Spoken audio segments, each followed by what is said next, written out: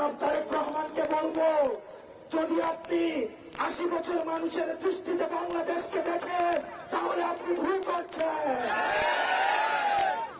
আপনার দলের তরুণরাও আপনার দলে বঞ্চিত, আপনার দলের তরুণদেরকে কথা বলতে জায়গা দেওয়া হয় না।